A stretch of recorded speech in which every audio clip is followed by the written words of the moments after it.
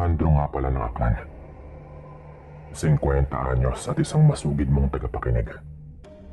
Itong kwento ko na ito ay nangyari naman sa Capiz. Mga panahong ako ay mga lagpas 20 anyos pa lamang at nagtatsagang magtrabaho sa isang palaisdaan. Noong 1998 nang mangyari ito sa probinsya ng Capiz. Ang tsuhin ko na tawagin nating Tito Edward ay naunang magtrabaho sa palaisdaang ito sa Capiz. Mga 2 taon na siyang nagtatrabaho doon sa palaisdaang ito bago niya naisipang kunin ako. Nalaman kasi niyang naghahanap ako ng trabaho noong mga panahon na iyon. Kaya inimbita nga niya akong pumasok doon bilang bantay doon sa palaisdaan. Umalis daw kasi ang isa nilang kasama kaya naghahanap daw ang kanyang amo ng isa pang bantay. Nung sinabi yun sa akin ni Tito, agad na akong nagpaalam sa nanay ko at pumayag naman ito. Kaya hindi na ako nag-alinlangan pang tanggapin ang trabaho. Noong mga panahon po na iyon, 2,500 lang po yung sweldo namin pero libre naman ang pagkain at may kalahating sako rin po ng bigas para sa mga pamilya namin kada buwan. Sa totoo lang, sobrang laking bagay na po yun noong panahon na iyon. Bihira ka nang makakita ng amo na ganon. Ang laking pera din po ng sweldo namin para sa amin ang panahon na iyon. Siyempre kung sa panahon po yun ngayon, napakaliit lang po nun. Sa unang araw ko pagdating ko doon, pinakilala lang ako sa amo namin. Tapos sinabi nga sa akin ng amo namin yung sweldo at kung ano yung aming mga responsibilidad sa trabaho. Sinabi rin niyang bawal uminom sa labas ng palaisdaan kapag oras ng trabaho. Pwede naman daw sa gabi pero kami-kami lang na mga bantay.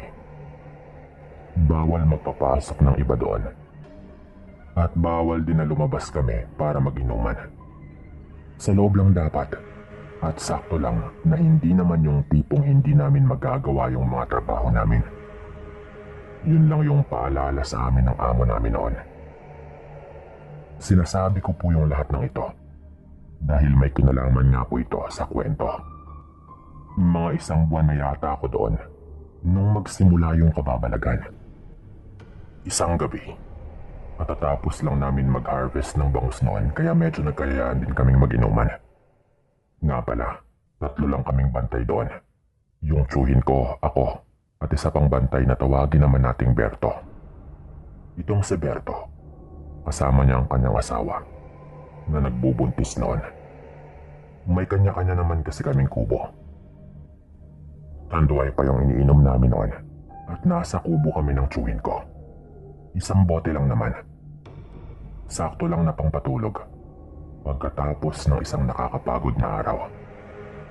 May bago pong biling rechargeable na flashlight yung amo namin noon. Itong mga panahon na ito, bagong uso lang din po yun doon sa lugar namin. Kaya medyo tuwang-tuwa kami. Habang nagiinuman, sinubukan po namin gamitin yon. Inilaw-ilawan ko lang yung paligid para lang masubukan yon. Medyo malalayo yung mga agwat ng mga kubo namin. Malawak din kasi yung palaisdaan. Dinaanan ko na yung kubo nila Berto. Tapos nilipat ko naman ng dahan-dahan yung ilaw papunta doon sa kubo ko. Nung biglang inagaw yun sa akin ni Berto. Teka, sandali lang pre. May napansin ako doon sa may kubo namin eh. Sabi po nito. Yung mga pilapil po kasi, medyo malapad rin na meron na ngang tumutubong mga makakapal na mga damo sa gilid. Kung nakapunta po kayo sa mga malalawak na palaisdaan, malamang alam po ninyo yung tinutukoy kong itsura ng pilapil. Nung inagaw na po niya yung ilaw at inilawan nga ulit sa may kubo nila, doon po sa likod ng damuhan, may napansin nga kaming gumagalaw. Nung inilawan nga yun ulit ni Berto. Parang hayop lang pero nung tignan naming mabuti, parang taong nakayuko na gumagapang. Na nagtago lang ng tinamaan ng ilaw doon banda. Medyo maitim pero halatang tao talaga sa anyo nun. Kaya nagtaka agad kami. May pumasok na magnanakaw dito. Tignan natin dali. Sabi po noon ni Berto dahil may bakod po yung palaisdaan eh. Wala talagang dapat pumasok na ibang tao doon. Siyempre, nagmadali na kami at nagtayuan. Agad na kinuha ng tsuhin ko yung baril. Tumakbo kami agad.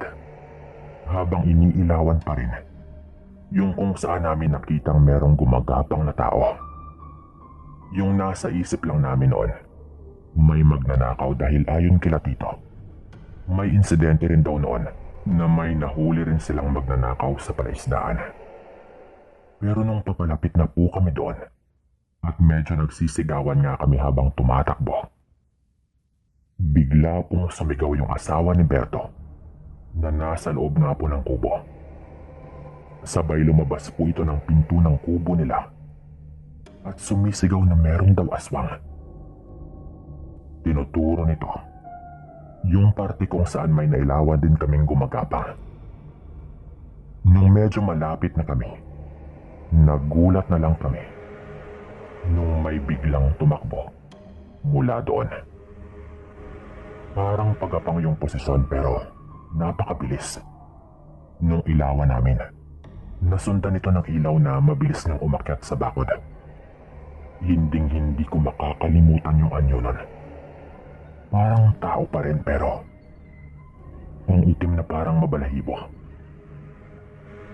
At ang bilis po ng kumilos.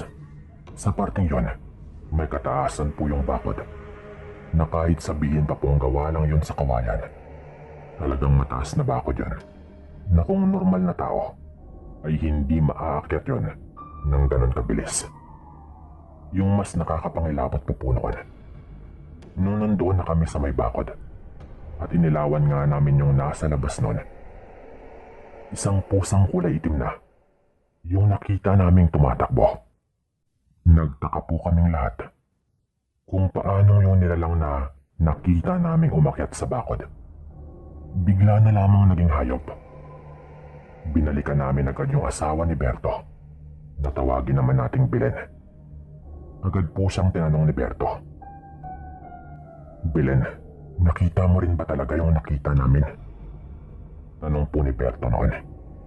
Sumagot naman si Belen na oo daw. At sa tingin daw niya, aswang daw talaga yung kanyang nakita. Kung sa bagay, paano nga namang may papaliwanag yung nakita namin yon? Isang nilalang na parang nasaan yung tao pa pero napakaitim ng balat tapos bigla na lang pong naging pusa nung tumalo na ito palabas ng bakod. Hinahawak-hawakan ni Belen noon yung kanyang tiyan dahil nung makita daw niya yung aswang mula sa bintana ng kanilang kubo, doon daw talaga yung papunta. Gumagapang daw palapit sa kubo nila. Pero tumakas lang agad nung tumatakbo na nga kami papunta doon. Mukhang siya daw talagang punterya, lalo at buntis nga ito ng panahon na iyon. Hindi rin nagamit ng tsuhin ko yung baril niya sa pag-aalangan dahil parang tao nga rin yon. At ikinabigla din talaga niya ang aming nasaksihan. Kahit kaming tatlo noon talagang natigilan eh. Hindi na kami natuloy sa pag-inom noon at naglibot-libot na lang kami sa palaisdaan habang iniilawan ang paligid sa pag-asang baka makita pa namin yung nilalang na aming nasaksihan. Ilang minuto lamang yung nakaraan. Kung hindi ko pala sinubukang gamitin yung kakabili lamang na flashlight, baka hindi pa nga napansin ni Berto yung gumagapang doon sa damuhan sa may pilapil. Medyo malayo yon sa kubo ng tsuhin ko kung saan nga kami naroroon. Kinabukasan po niyan, bumili kami ng merienda sa may tindahan. Medyo hindi naman kalayuan doon sa palaisdaan. Nabanggit po ni Berto yung nangyari kina Aling Minda, yung may-ari ng tindahan. Nagtinginan sila ni Mang Rolly, yung asawa po nito. "Bakit po? May alam po ba kayo?" Tanong ko noon sa kanila dahil parang may ibig sabihin talaga ang kanilang mga tinginan. Doon na nga po nagsalita ang dalawang matanda. Tinuturo nila ang bahay sa mayunahan pa ng tindahan na pinagmamay-arian nga ng matandang taga doon. Natawagin naman nating mga ambo. Ang sabi po nila, yung nakatira dyan sa bahay na yan, isang aswang. Bungad pa po ni Mang Rolly. Kagabi kasi, mga parehong oras din sa nabanggit ninyong oras.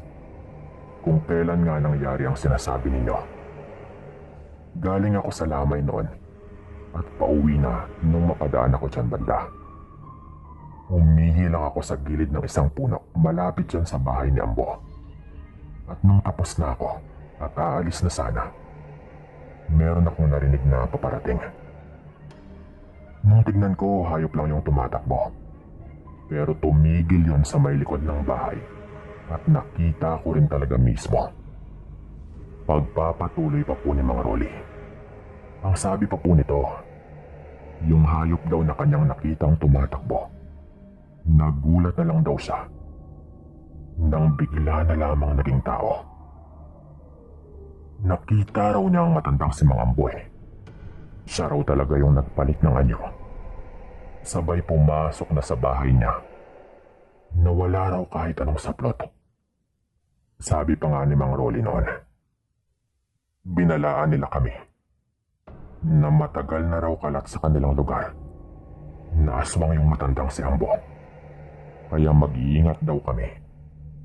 Lalo at pabilog nga yung buwan ng panahon na iyon. Baka bumalik daw kaya abangan na raw namin. Pagbalik nga namin sa palaisdaan, nag-isip na kami noon kung ano yung aming gagawin. Naisip ng tiyuhin ko noon na pagsapit daw ng dilim, doon na raw dapat kami mag-abang sa kubo nila Berto. Pagsapit nga po ng dilim, naghapunan lang kami tapos doon na nga kami nagbantay. Talagang inantay po namin. Sa may ilalim po kami banda ng kubo nila Berto. Tatlo kaming nandoon. Bago kami magbantay doon sa ilalim, nakita ni Berto yung sako ng uling sa gilid ng kanilang kubo. Ginagamit namin yon kapag nagluluto. Naalala noon ni Berto ang mga kwento-kwento sa kanilang lugar na mabisa raw yung paraan para hindi kami maamoy ng aswang. Kaya kahit ayaw namin ng tiyuhin ko, talagang ginawa na lang namin. Nagpahid kami ng uling sa mga balat namin at matyagang nagantay sa ilalim ng kubo. Kahit kaming tatlo halos hindi na magkakitaan dahil nga sa aming ginawa. Medyo maliwanag na yung buwan noon, pero dahil nasa ilalim nga kami ng kubo, talagang napakadilim doon. Hindi kami sakop ng ilaw ng buwan. At tamang-tama din yung pagpahid namin ng uling sa aming mga balat. Kaya mas lalong naitago yung aming presensya at parang hindi na talaga kami makita sa dilim. Mga bandang 9:00 pa lang, kumakahol yung aso doon sa isang parte ng palaisdaan. May mga aso din po kasing alaga pero nung unang gabi, wala man lang kumakahol sa kanila na hindi namin alam kung bakit. Pero ilang sandali lamang yon dahil pagkalipas ng mga 1 minuto, agad ring tumigil yung pagkahol ng aso. Nung tumigil na yung mga pagkahol, narinig agad namin na merong paparating. Meron kaming narinig na yabag ng pae. Nakaramdam din kami agad ng pangingilabot. Hanggang sa may napansin kaming dahan-dahang lumalapit. Yung mata nakikita namin. Yung refleksyon po nun sa liwanag ng buwan, talagang kitang-kita. Napakapula nun. Hanggang sa lumapit ng lumapit. Nasapat na nga yung distansya para makita namin kung ano yung papalapit. Isa po yung hayop. Kakaibang hayop na may kalakihan. Sa unang tingin pa lang, halatang hindi ordinaryo. Ito namang si Berto. Sa galit niya siguro, agad-agad na siyang gumapang palabas sabay pinutukan niya yung hayop. Sunod-sunod po yun. Hanggang sa maubos na nga yung bala ng baril. Ang problema lamang doon, hindi pa yun ganun kalapit eh. Nagpadala si Berto sa kanyang galit. Nakita na lang naming tumakbo yung hayop at mabilis na ngang nawala. Masyado kasing nagmadali si Berto. Ngunit nung ilawan namin yung pinanggalingan ng hayop, merong bakas ng dugo doon. Tinamaan yun ni Berto pero hindi namin alam kung sapat na ba yun para mapatay niya. Gusto naming habulin pero hindi namin pwedeng iwan yung trabaho namin. Malilintikan kami sa amo namin kapag nalaman niyang umalis kami ng ganong oras na walang matitira doon para magbantay. Pero hindi nagpapigil si Berto at umalis po ito sa kabila ng pagpigil sa kanya ng asawa niya at namin. Tumakbo agad ito papunta sa bahay nila mga ambo. Wala akong nagawa noon kundi sundan ito. Mabuti na lang at ginawa ko yon. Nagwala kasi si Berto doon sa harap mismo ng bahay ni Mang Ambo. Lalo na nga nung makita niyang merong dugo sa may labas ng bahay nito. Preskong dugo pa. Nahalatang bago lang. Ngunit naglabasan na po noon yung ibang mga tao at tinulungan nga nila akong awatin si Berto at iuwi. Dahil talagang kapag hindi ito pinigilan, papatayin niya si Mang Ambo. Mabuti na lang at narinig agad ng mga ibang taga doon yung komosyon at agad nga silang naglabasan. Naging bali-balita po noon na ilang araw daw na hindi lumalabas ng bahay si Mang Ambo. May nakapagsabi naman sa amin na nakita daw nila itong iika-ika nung lumabas na ito. Meron daw sugat sa paa. Malamang siya nga talaga yung nabaril ni Berto. At hindi agad-agad naghilom yung sugat. Kahit pa sabihing merong kakayahan yung mga aswang na paghilumin yung kanilang mga sugat kapag dinilaan daw nila yon. Gawa kasi sa tanso, yung bala ng baril. Iniuwi muna noon ni Berto ang asawa niya sa bahay ng kanyang mga magulang para doon manganak nang walang gumagambalang kung anong aswang. Dahil nga sa nangyari, kahit sa kabilang baryo, umalat na yung tungkol sa matandang si Ambo. Pero umalis na lang po yata kaming tatlo sa pagtatrabaho sa palaisdaan. Pero buhay pa rin yung matandang yon. Lumipas lamang po yung mga taon at wala pa rin pong nakapatay sa aswang na iyon. Wala rin kasing patunay. Napakahirap gawin nun. Hanggang dito na lang din yung kwento kong ito. At maraming salamat po. Sa muli. Andrew nga po pala. Paalam.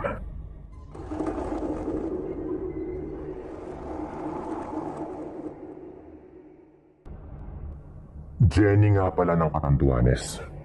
45 taong gulang na ngayon pero nangyari ang kwento kong ito noong kabataan ko pa. Nasa mga 20 anyos lang ako noon. Bagong panganak lang nang mangyari ito.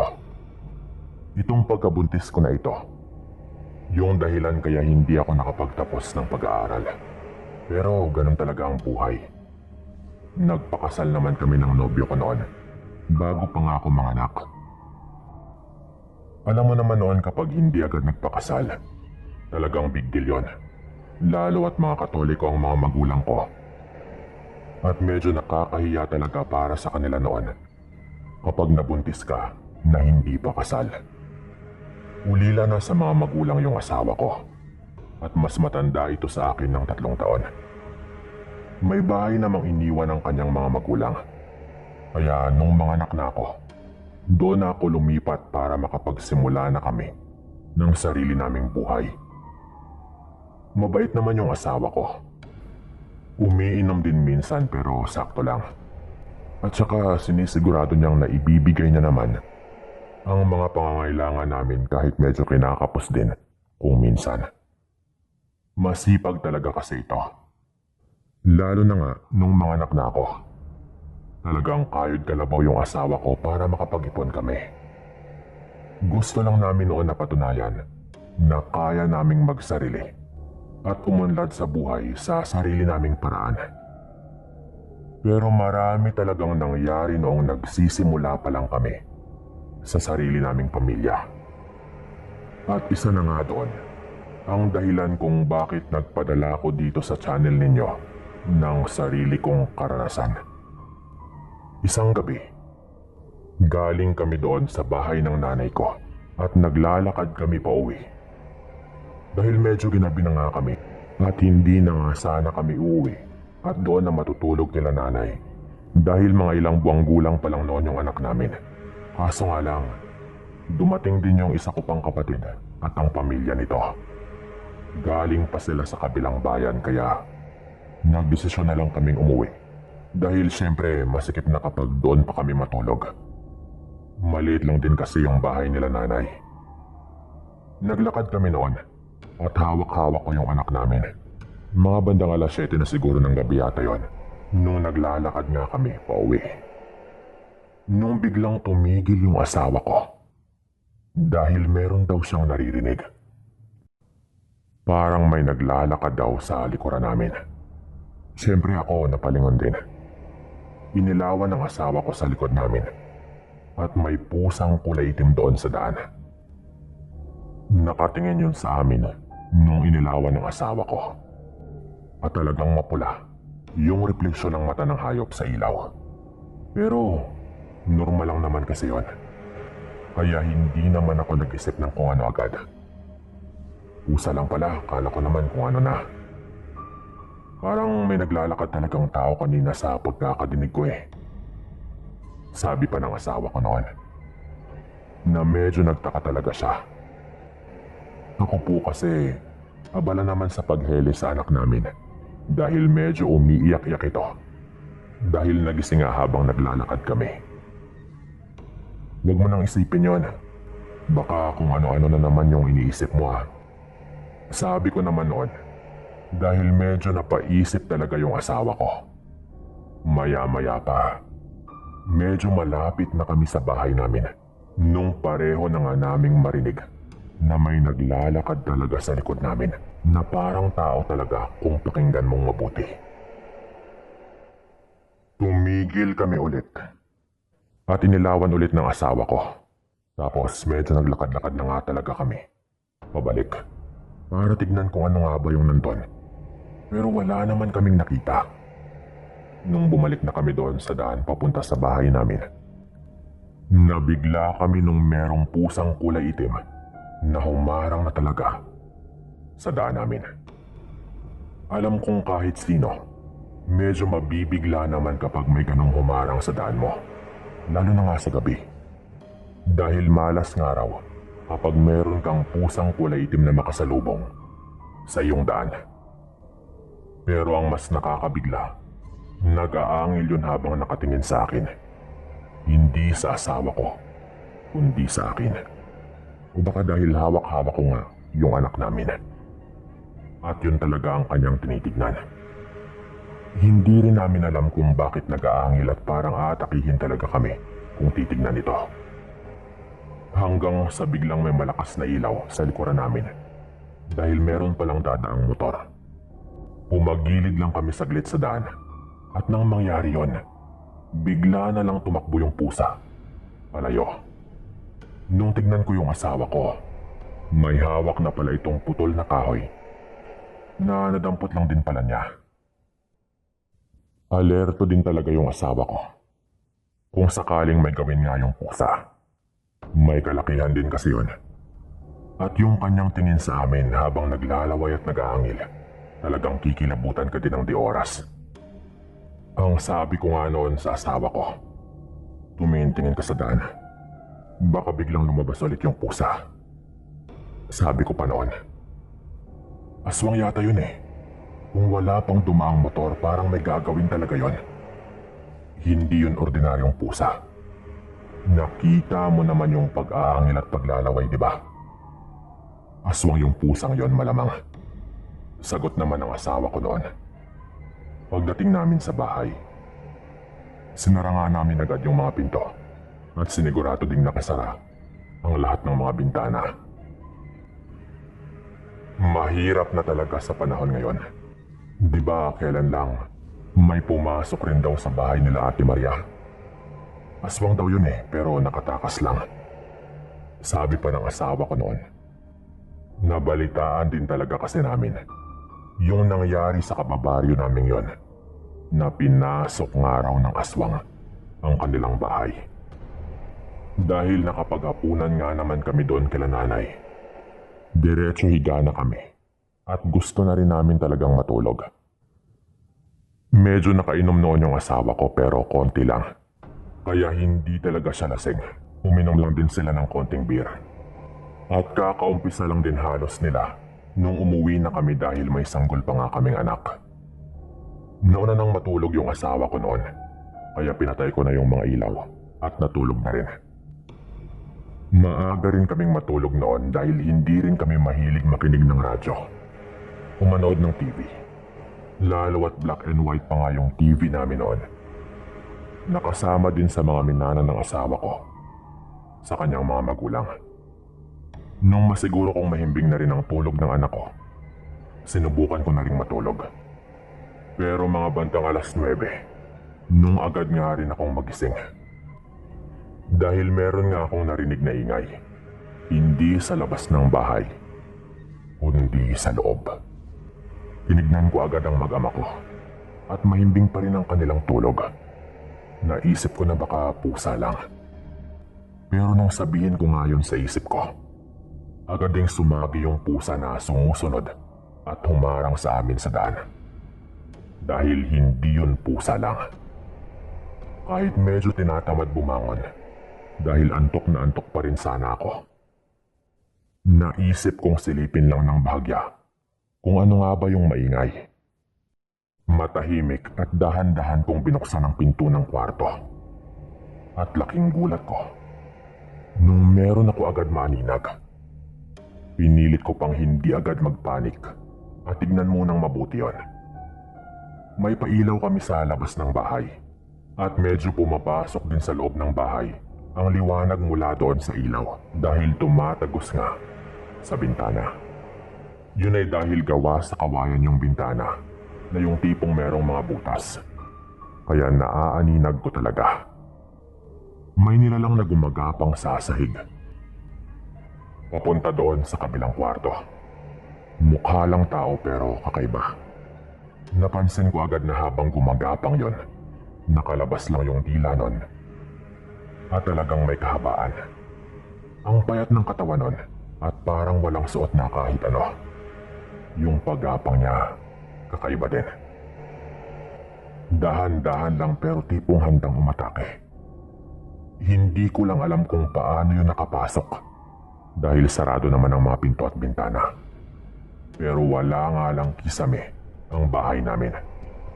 Gayunpaman, hindi bastang makakapasok yung tao sa maliit na espasyo kahit walang kisame. Bigla po yung pumasok doon sa kabilang kwarto. Hindi ko na nga sinayang yung pagkakataon na nandoon pa siya pumasok sa kabilang kwarto. At agad ko na ngang ginising yung asawa ko. Nagising naman ito agad at pabulong ko lang na sinabi na merong nakapasok na aswang sa bahay namin. Medyo nataranta siya at agad na kinuha ang baril at flashlight. Ang problema nga lang, dahil na rin sa pagkataranta ko, ay hindi ko nga naisara ang pinto ng kwarto. Natigilan kami agad noon, Sir Dan, nung agad na merong sumilip sa pinto ng kwarto. Nung ilawan na talaga ng asawa ko, agad na bumungad sa amin yung nagliliwanag na mata ng nilalang. Tama talaga ako sa aking naaninag. Nakalabas din yung dila nito at gumagapang siya nung bahagya siyang sumilip. Napasigaw na lamang ako nung agad yung pinutukan ng asawa ko. Meron siyang baril dahil baril pa yun ng kanyang tatay na itinago na lang. Pero isang putok lang yung kanyang nagawa. At nung kinalabit nga niya yung baril para putukan pa ulit, ay ayaw na nung pumutok. Umuusok lang yon dahil hindi niya rin kasi talaga nililinis yung baril. Kaya pumalya. Nagising yung anak namin noon at iyak ng iyak. Kaya agad nang pinindot ng asawa ko yung ilaw para makita kung tinamaan ba niya. Nung pagbukas nga niya ng ilaw, nakita ko agad yung dugo. Hindi rin siguro akalain nung nilalang na merong baril yung asawa ko. Umiiyak na ako noon dahil akala ko nakapatay na talaga yung asawa ko. Pero nung buksang maigi yung pinto, dugo lang yung nandun. Binuksan namin yung iba pang mga ilaw at nakita namin na may bahay din ng dugo sa pader. Kung titignan mabuti, parang umakyat yung nilalang doon para makatakas. Pero hindi naman madaling lumabas doon. Kaya naisip namin na malamang nagpalit na ito ng anyo para mabilis na makatakas. Lumabas pa ng bahay yung asawa ko noon, dala-dala ang itak. Pinasara nga niya sa akin agad yung mga pinto at narinig ko ring nagising na rin yung kapitbahay namin. Sinabi ng asawa ko noon na pinasok kami ng aswang. Kaya sumama yung kapitbahay namin na habulin yan, pero ilang minuto lang. Bumalik din sila agad dahil wala na raw silang naabutan. At mahirap na raw hanapin sa laki din ng gubat doon banda sa amin. Kinabukasan po niyan, agad kaming pumunta kila nanay at nagsumbong nga sa nangyari. Ang sabi nila nanay, baka si Mang Efren daw, yung kapitbahay nila. Dahil nung gabi daw na iyon, narinig nilang ang ingay ng mga ito na parang nataranta. Mukhang umuwi daw si Efren na sugatan. Naisip daw nila yon dahil matagal na rin daw silang merong napapansin at matagal na nilang pinaghihinalaan itong si Mang Efren. At siya lang din naman yung silip ng silip sa bintana nila nung nandun nga kami kila nanay. Baka sinundan talaga kami nito.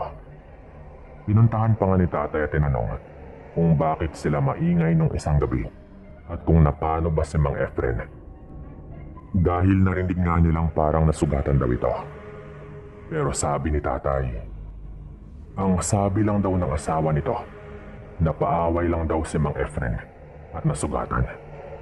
Pero sabi ni tatay, halatang nagsinungaling daw yon dahil nung tinanong daw niya kung nabaril ba, ay hindi daw makasagot ang asawa nito. Hindi rin naman nila dinala sa ospital. At wala naman din kaming nabalitaan na nag-report sila sa otoridad kahit napaaway nga siya at nasugatan. Mga lagpas isang linggo din na hindi lumalabas ng bahay si Mang Efren. Malamang siya talaga yon. Pero wala nang paraan para mapatunayan dahil ayaw din naman namin ng gulo. Maswerte na lang siya at pumalpak ang baril ng asawa ko. Dahil kung hindi, baka napatay talaga ito. Hanggang dito na lang din po siguro ito. Mahaba na rin eh. Maraming salamat Sir Dan at sa lahat ng inyong mga tagapakinig.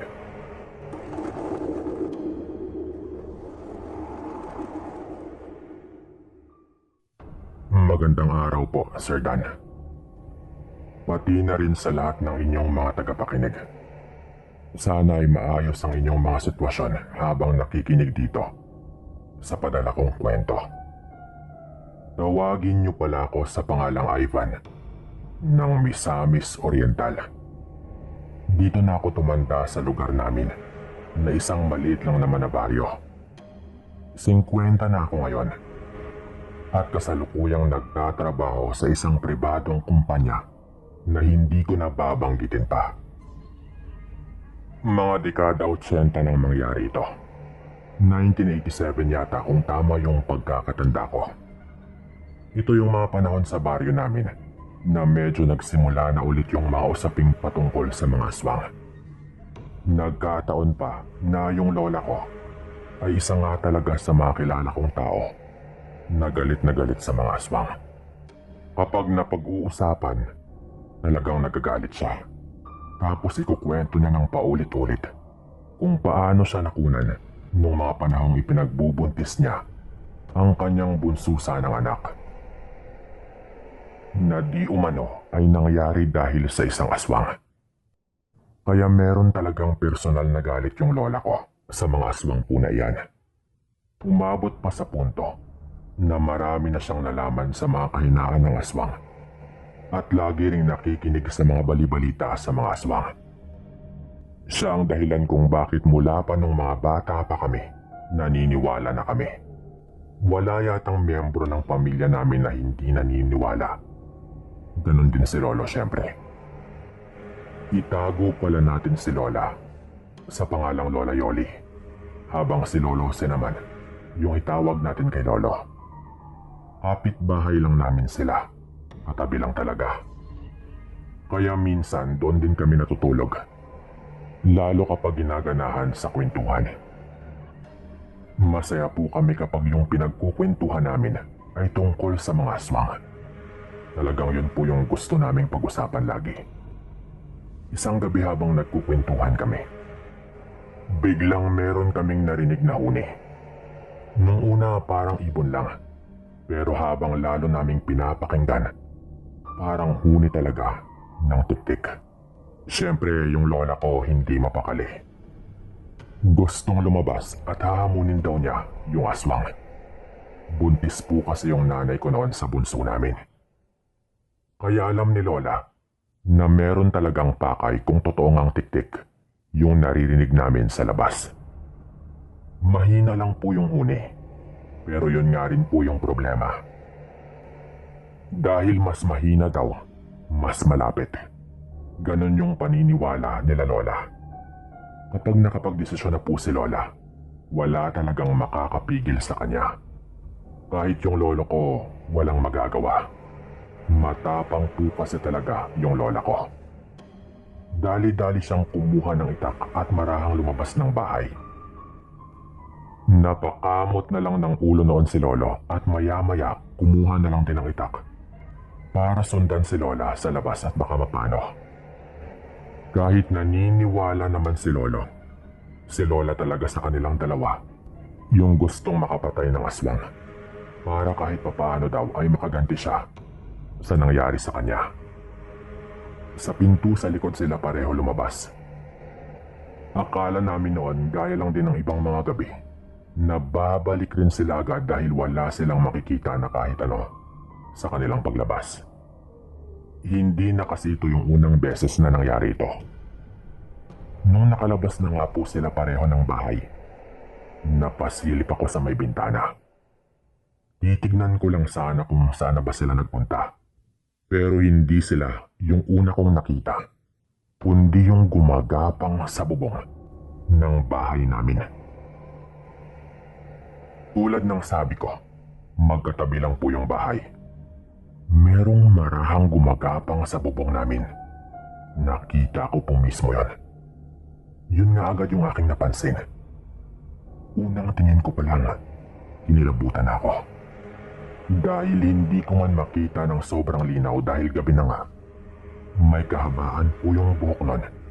At parang maliit lang pero tipong sa kilos pa lang. Alam mong merong mali. Alam mong hindi normal. Nagkataong si nanay lang po yung nandun at yung maliliit ko pang mga kapatid. Wala doon yung tatay ko ng gabing yon.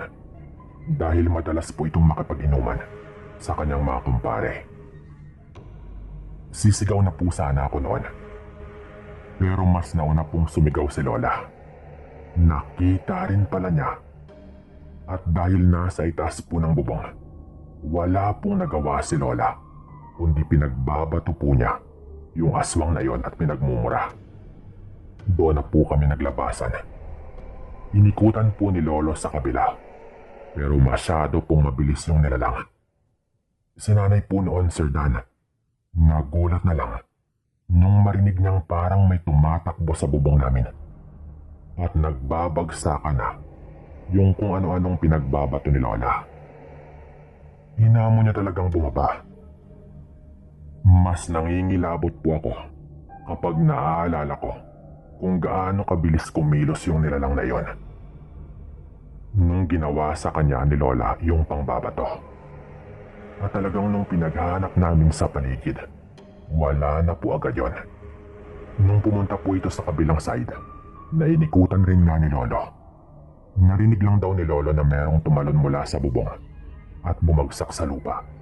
Tapos hindi na nga niya nasundan dahil sa bilis ng kilos. Kagubatan din po kasi sa likod ng bahay. Hindi nagawa ng aswang yung kanyang binabalak dahil kay lola. Pero umpisa pa lang po yan ng lahat ng mga pangyayari. Nung nagpasukan na nga po kami ulit sa bahay, sakto namang dumating nga si tatay. Nagulat siya kung ano nga bang nangyari at aligaga po kaming lahat. Tinanong siya agad ni lola kung may ideya ba siya kung sino ang posibleng nangangaswang doon sa amin. Nag-isip po yung tatay ko noon at ang sabi po nito, natatandaan lang daw niyang nakasabay nila sa tricycle si Aling Mirna at medyo kakaiba daw ang ikinikilos nito at hawak rin daw ng hawak sa tiyan ng nanay ko. Akala naman daw ni tatay, natutuwa lang din si Aling Mirna dahil wala pa nga itong anak. May edad na ito at hindi na magkakaanak, pero hindi man lang sila nakabuo ng kanyang asawa. Pero kahit papaano, napaisip rin daw yung tatay ko siyempre. Dahil doon, isa na agad si Aling Mirna sa pinaghihinalaan. Ang isa pa ay si nanay naman ang nagkwento. Nakita raw niyang pasilip-silip sa bintana si Aling Nilda. Kababaryo rin po namin. At nung tinanong naman daw ni nanay, hindi naman daw ito sumagot at agad nga rin nagpaalam at umalis. Yung dalawa po na ito, yung pinaghihinalaan namin noon. Ang sabi ni Lola, bantayan daw namin yung dalawa at baka masalisihan pa kami. Gaya nga nang nangyari sa kanya. Ayaw ni Lola na magaya yung nanay ko sa kanya na nawala ng anak dahil sa isang aswang. Nung sumunod po na araw, parehong pumunta sa bahay yung dalawa. Nagkataon pa talaga. Si Aling Nilda po yung nauna. Nagtatanong ito kung pwede ba raw siyang makahiram muna kahit 500. Ilang araw na raw siyang bumubelo, pero nahihiya daw talaga siya dahil buntis nga yung nanay ko. Medyo kumalma po sila nanay noon tungkol sa kanya. Lalo at nangungutang rin naman po kami sa kanya kung kami po yung walang-wala. Pinahiram po siya nila nanay. Nabawasan rin po yung pag-iinala nila noon kay Aling Nilda. Habang itong si Aling Mirna naman, pumunta rin po doon sa may bahay namin. Pero hindi po sa harap dumaan kundi sa likod. Partida. Madilim na rin po nung pumunta ito. Nagkataong nasa loob ako ng bahay namin noon at magtitimpla sana ng kape. Mga bandang 7:00 na po yata ng gabi yun. Madilim na talaga. Nakita ko siyang payokong lumapit sa may bintana ng kwarto nila nanay. Maliwanag po yung buwan ng gabing yon. Kaya kahit gasera pa po yung ginagamit namin noon, kita pa rin talaga yung nasa labas. Nakilala ko agad dahil kababaryo ko yun eh. Aaminin kong kinabahan po ako agad. Itong magaling naming ama, hindi pa rin po nakakauwi ng mga oras na iyon. Alam ko na talagang aswang si Aling Mirna sa punto na iyon. Sino ba naman ang pupunta doon ng ganong oras? Pero yung bintana po ng kwarto, tinakpan na po namin ng makapal na kulay itim na tela. Napansin po agad yata yun ni Aling Mirna. At laking gulat ko na lang, Sir Dan, nung umakyat po ito sa dingding ng bahay. Yung tipong parang hayop lang na nagagawa niya yon kahit babae po siya at medyo may edad na rin.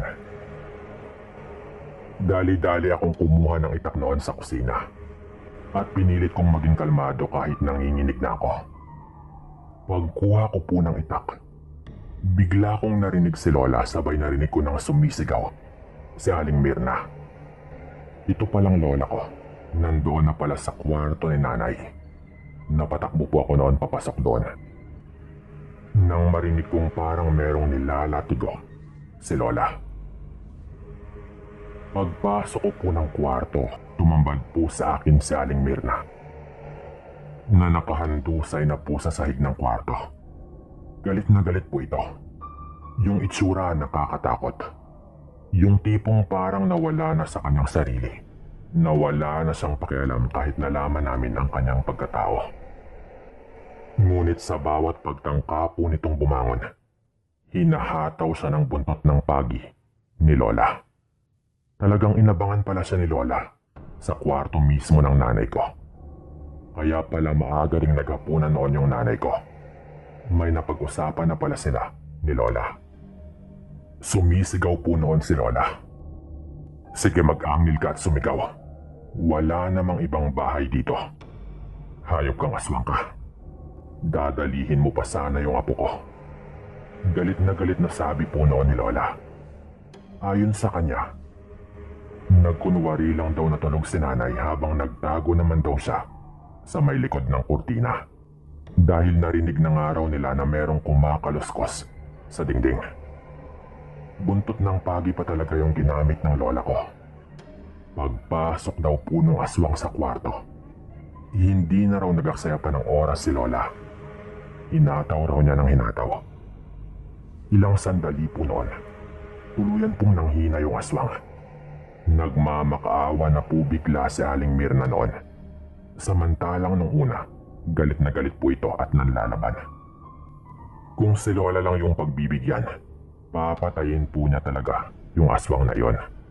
Pero dumating na po si lolo at pinigilan po niya si lola. Nung nag-iiyakan na rin po yung maliliit ko pang kapatid, naisip naman po siguro ni lola na hindi makakabuti kung ituloy nga niya ang kanyang gustong gawin. Kaya medyo kumalma naman po ito. Ang sabi noon ni lola, ipagkakalat daw niya sa buong baryo na aswang si Aling Mirna. Kaya depende na lang daw sa kanya kung mananatili pa siya sa baryo. Pagkatapos, si lolo na po yung nagpalabas kay Aling Mirna noon. Hinang-hina po itong lumabas at ginawa nga po ni lola ang kanyang banta. Pinakalat po niya sa baryo namin hanggang sa napilitan nga pong umalis si Aling Mirna at ang kanyang asawa. Talagang humanga po ako noon kay lola dahil nga sa kanyang tapang. At hindi ko makakalimutan, Sir Dan, kung paanong mag-isang pinadapa ni lola ang isang aswang gamit lang yung buntot ng pagi. Hindi ko na rin po pahabain pa ito. Salamat po sa pagkakataong ito at sana ay mapili. Paalam.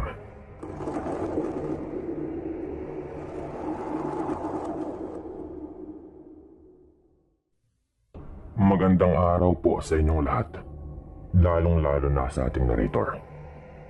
Tawagin ninyo ako sa pangalang Sandro. Taga Marinduque ako at dito rin nangyari ang kwentong ito. Pero mas maigi na siguro na hindi ko nababanggitin yung mismong baryo, gaya ng karamihan din sa mga kwento dito. Nangyari ito dekada 90. Noong ako ay mga 16 na taong gulang pa lamang. Yung bahay namin ay nakatayo sa lupang pinagmamayarian ng lolo at lola ko. Patay na nga lang sila nung mga panahong ito. Kaya yung tatay ko na rin yung nagmana sa lupa at bahay nila lolo. Dahil kaisa-isang anak lang naman din siya. Yung bahay nga lang namin ay napabayaan na rin at nasira. Dahil lumipat na nga kami sa bahay nila lolo nang mangyari itong kwento. Medyo malawak naman yung lupa. Dahil may mga taniman pa nga ng saging sa likod at meron ding mga gulay. May bakod rin po ito na gawa lang sa kawayan pero may mga parte na nasira na rin yung bakod. Kaya minsan ay labas-pasok lang din yung kung sino-sino doon. Minsan nagnanakaw pa ng saging o ng iba pang mga bungang kahoy. Isang umaga, may nahuli yung tatay ko na nagnanakaw ng mangga. 2 binatilyo na siguro ay mga 12 o 11 taong gulang. Pinuntahan agad namin habang nasa taas pa sila ng puno. Pinababa sila ng tatay ko at pinagalitan. Sumagot pa ng pabalang yung isang bata at minura niya yung tatay ko. Kaya nagalit yung tatay ko na muntik na nga niyang masampal ito. Pero hindi naman niya tinuloy syempre at pinaalis niya nga yung 2 bata. Lahat ng nakuha nilang mangga na nilagay nga nila sa supot, kinuha ng tatay ko. Umalis silang walang dalang kahit ano. Bibigay naman sana yun ni tatay pero dahil nga sa pagsagot sa kanya nung isa at minura pa siya nito, nagalit na lang talaga yung tatay ko. Sinasabi ko po ito dahil dito nagsimula yung kwento. Napabaryo namin yung 2 bata na iyon at hindi naman namin nakalain na kinabukasan ay pupuntahan kami ng mga magulang nung isang bata na muntik nang masampal ng tatay ko. Galit na galit yung mga ito at bakit daw sinampal ni tatay yung kanilang anak. Nagulat si tatay dahil tulad nga ng sabi ko, hindi naman niya sinampal yung batang yon. Muntik na pero nakapagpigil siya. Nung nagpaliwanag si tatay ay hindi nila ito pinaniwalaan. Dinuro-duro pa nila kami at dahil lang daw sa mangga ay ganun yung gagawin ng tatay ko. Dumating rin bigla yung lolo ng bata at talagang naghahanap ng gulo. Nilapitan ba naman ito yung tatay ko at kahit uugod-ugod na, sinampal po nito yung tatay ko. Ganti daw niya para sa apo niya. Hindi naman gumanti yung tatay ko lalo at matanda na nga ito. Pero iginiit namin na hindi totoo ang mga sinabi ng bata. At kung hindi pa sila umalis sa loob ng bakura namin ay magkakaproblema talaga kami. Lumabas po noon yung ate ko na nagdadalang tao nga ng mga panahong ito at nakiusap ito ng mahinahon sa kababayo namin na umalis na lang sila lalo at ninenervyos nga si ate. Dahil doon ay galit na galit silang umalis at may araw din daw kami. Hindi namin nakalaing lalala pa talaga ng ganon. Pero yung akala naming malala na ay meron pa palang masikalala na. Isang gabi, umuwi ako galing sa bahay ng barkada ko nung mapansin kong may nakatayo sa may harap ng bahay namin. Nakatayo lang yun na parang matanda pero nakasombrero at nakatingin lang sa bahay namin pero hindi ko talaga nakilala. Nung palapit na ako ay tumakbo yun agad palayo. Sinubukan kong habulin yon. Pero laking gulat ko nung ang bilis po nung tumakbo.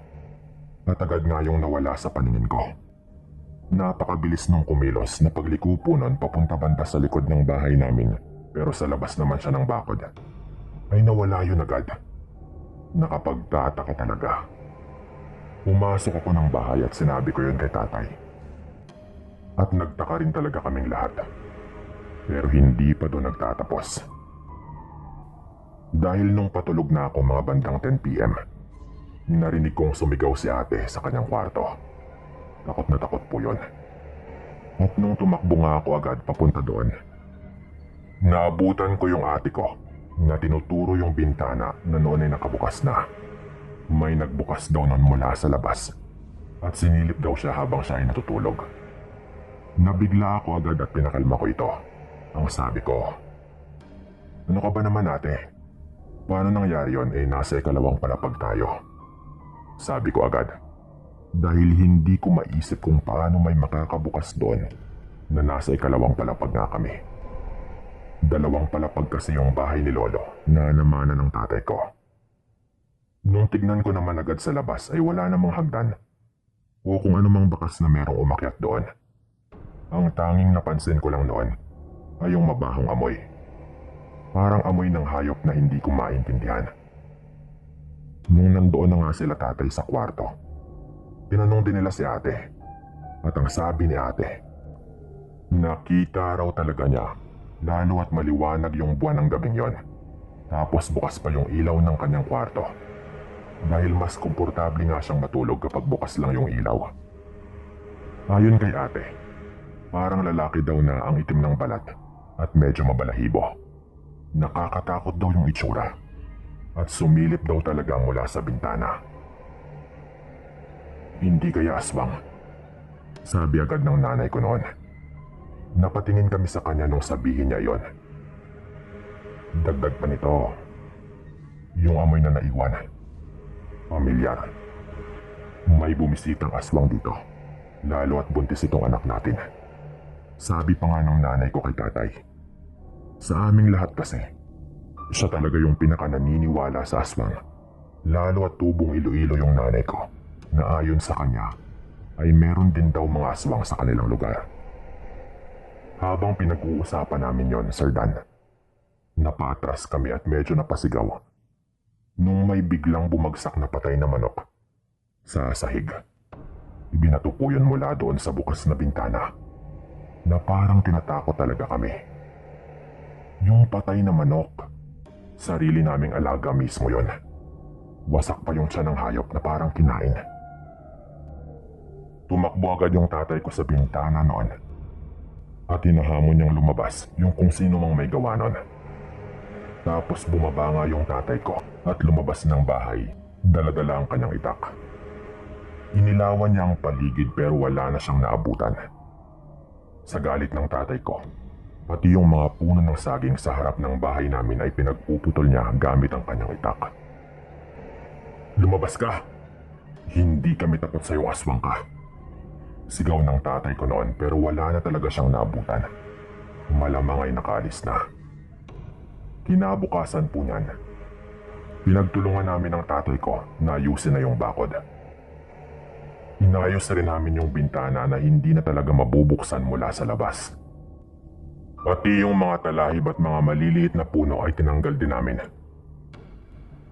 Tumulong din yung nanay ko at habang naglilinis ay may nakita bigla si nanay na isang maliit na bote na merong lamang lana. Tinawag niya kami ni tatay. Napatanong ako kung ano ba yung nakita niya at parang ordinaryong bote lang naman yon na merong lamang kung ano. Pero ang sabi ng nanay ko ay lana daw yon at malinis pa yung bote na halatang bago lang yun doon. Sa tingin daw niya ay lana yon na ginagamit ng mga aswang.